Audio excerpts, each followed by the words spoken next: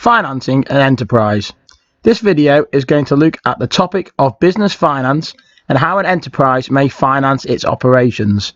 The video will cover topics such as internal and external sources of finance, as well as terms such as capital expenditure and revenue expenditure. By the end of this video, you should be able to give examples of each, as well as understanding the topic of enterprise and finance. Firstly, let's start by looking at what is meant by the term enterprise finance. Well, enterprise finance is a flow of money that goes into and out of a business on a daily basis. We have inflows that go into the enterprise, and we have outflows that go into the enterprise. So when we talk about outflows, we actually have different types of outflows, and we're going to look at those in more detail on the next slide. So we have two different types of expenditure.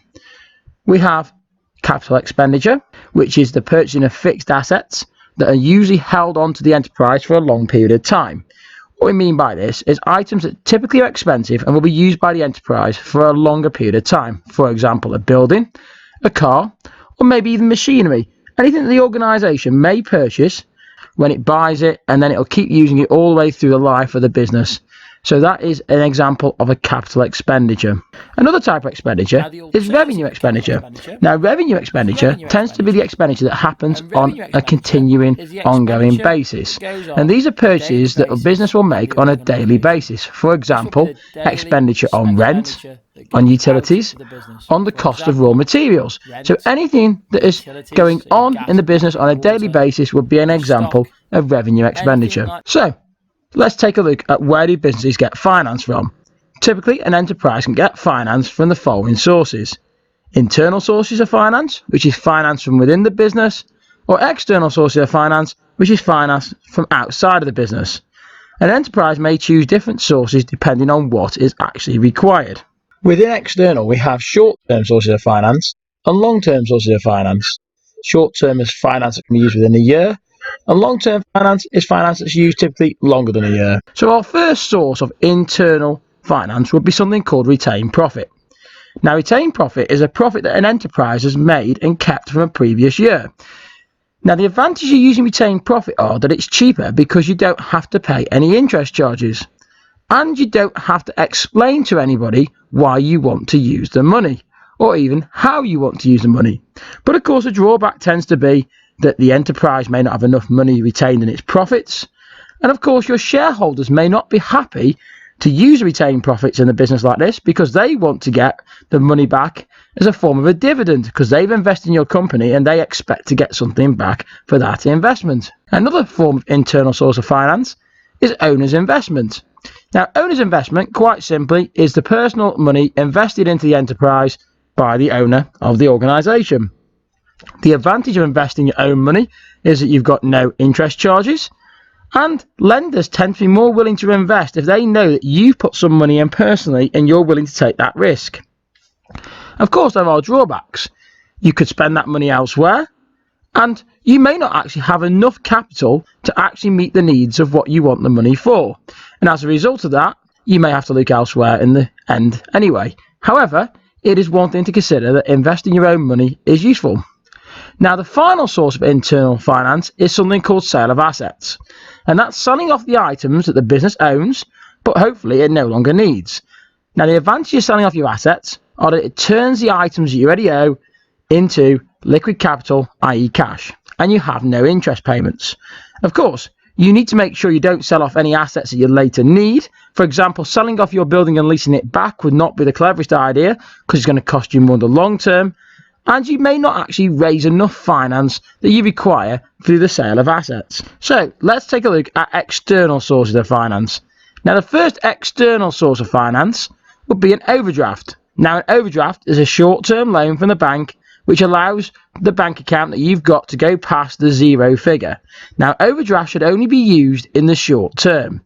Now, the advantage of an overdraft is that it's quick to arrange, and it can be a really good solution for a short-term cash flow problem. By that, I mean something like you're due to get paid in 30 days' time, but you need to pay a supplier now. So you might pay them using the overdraft, and then when the money comes in the account, you clear off the overdraft. Of course, the drawbacks are that you can only borrow short amounts of money for short period of times, and you get higher interest charges than what you would normally get on a bank loan. So if you need money for the long term, you would borrow it from a bank loan. You would never use an overdraft in the short term. Another source of external finance could be a credit card. Now, a credit card is a card that allows the enterprise to purchase items using the lender's money, given a short period of time to make the repayment. Now, a credit card can be better than an overdraft because if you're able to make the payment in full in the next month, you actually pay no interest.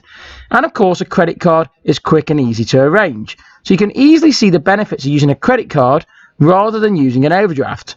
Of course, if you don't pay the full amount back and you get yourself into debt on the credit card, then the drawbacks can be that the rates of interest are high, and you do have a credit limit on how much you can actually spend on the card. So maybe it wouldn't be good enough to make the purchase you want if it's a considerably large purchase. Now, the final form of short-term external sources of finance we're going to look at is trade credit. Now, trade credit is when an organisation allows another organisation a period of time to make payment following a purchase. For example, it's like a shop buying from its supplier and then being given 30 days to actually pay the bill. So the products arrive 30 days before you actually have to make the payment. Now, the advantage of doing this is a no interest charge. So you get the ability to sell those products and then pay for them maybe in 30 days time with no interest. And it gives the business a chance to basically make money from the items they've received. But of course, you need to arrange an agreement with your supplier in the first place. And if you don't have that agreement in place, you can't have trade credit. And also, you have to make the payment in the number of days agreed. Otherwise, your supplier could charge interest, or you could damage the relationship you have with your supplier. Those are all examples of short-term sources of external finance. Now, on the other side, when we come to external finance, we have long-term sources of external finance. And the first one we're going to look at is a bank loan. A bank loan is money borrowed from the bank with the intention of being repaid over a longer period of time. Typically, we're talking 5 to 10 years here. Now, the advantages of borrowing from a bank is that you can actually get potentially a larger amount of money. So you can use it to purchase larger items. And also, the bank provides finance that allow the enterprise to potentially grow and maybe invest in future projects that can make the organisation make more profit. However, the drawbacks are that maybe you won't be accepted for the loan and you need to provide a large amount of proof. And also, you're going to have to pay that loan back with interest. Now, another form of finance you could look at externally for longer term is leasing. Now, leasing is when the enterprise borrows the equipment that it needs to operate and it'll pay a fee for that privilege. Typically, leasing is more expensive than purchasing the item outright, but you pay a smaller amount of money back each month rather than having to find a large sum of money up front. So that's one of the main advantages, that you don't need to find all of the capital all at once. And if the equipment breaks down, the leasing company is responsible for fixing it. However, the drawbacks tend to be that it's more expensive over a longer period of time than purchasing outright, and the leased item is never really your asset. Now, just like leasing, you have something called hire purchase. Now, hire purchase is when you pay a small amount of money over a longer period of time, but at the end, rather than you just keep paying a lease fee and give it back, you actually get the option to make one final payment, and that will be the ability to purchase the item. So really, it's like a lease, but it gives you the option to purchase at the end. So that's one of the advantages of hire purchase over leasing. And if you think about it, you actually get to own the item once you've made the final payment. Of course, though, hire purchase has drawbacks. It's more expensive than purchasing outright, and until you make that final payment, the item is never really yours. It does, though, allow you to get your hands on items that may be expensive to buy outright and you haven't got the capital initially to pay for them. Now, another form of external finance that can be used longer term is a government grant. Now, a government grant is typically an incentive provided by the organisation to support the growth and development of an enterprise. Government grants are a really good way to use money to invest in your organisation. And typically it's seen as free money that isn't going to cost your enterprise anything. However, on the drawback side, it can be time consuming and complex to actually apply for the grants in the first place, and you have to meet specific requirements. It does enable enterprises typically to invest in new ideas and new technologies, but if you don't meet the full requirements, then you will have to pay back the grant. Now, I'm sure everybody has actually seen Dragon's Den. Dragon's Den is an example of this form of external longer finance, something called venture capital. Now, venture capitalists invest money in an enterprise, providing an agreed amount of money, basically, for a share in the enterprise. Now, the advantages of a venture capitalist are that they can provide finance for higher risk enterprises that banks maybe have turned down. And it also allows access to additional knowledge and expertise. But you have to sell a share in your business, and potentially you could end up selling full control in your business. And if you actually calculate this, it tends to be one of the most expensive forms of finance. These tend to be an option of last resort. You would only use a venture capitalist after you've tried to use the bank and other external longer term sources of finance. Now, a new modern way to actually get external sources of finance for the longer term tend to be something called peer-to-peer lending. Now, this is a method that allows borrowing from members of public or organisations to each other, and typically it's done via online websites. An example of this could be Zopa. Now, these websites allow organisations to basically access finance when they can't get it elsewhere, and you can typically get smaller amounts of money quite quickly. Of course, that is a drawback. It tends to be smaller amounts, and it tends to be quite an expensive form of finance for an organisation. However, it's a useful source of finance to actually have the option to use. So let's recap. We have internal sources of finance, and we have external sources of finance. Our internal sources of finance are retained profits, owners' investments, and sales of assets. Now, in our external sources of finance, we have two sides, short-term and long-term. So we have our overdraft, our credit card, and our trade credit. They are all short-term sources of finance. And on our longer-term sources of finance, we have a bank loan, leasing, hire purchase, government grants, venture capitalists, and peer-to-peer lending. You need to make sure that you understand all of those terms, what they mean, and whether they're an internal or external source, as well as being short-term or a longer-term source of finance. And also be able to actually suggest the most appropriate source of finance. What I'm going to do now is actually give you some questions so you can test your knowledge to see whether you actually understand how those sources of finance might be used in practice. So here's our first question. Which source of finance and why? Mr. Hankin is looking to set up his own business selling ice cream. He needs to purchase a new van. So which sources should he use? Internal and external. Pause the video, then unpause to see the answers. So the first source he should use is probably owner's investment, because he could place his own money in there without having to pay any interest on it, and as long as he's got the money, he could use that to actually buy his van. Or he could use it to convince external lenders that he needs to finance his van, and they'll let him purchase it anyway. And as you can see there's my bank loan.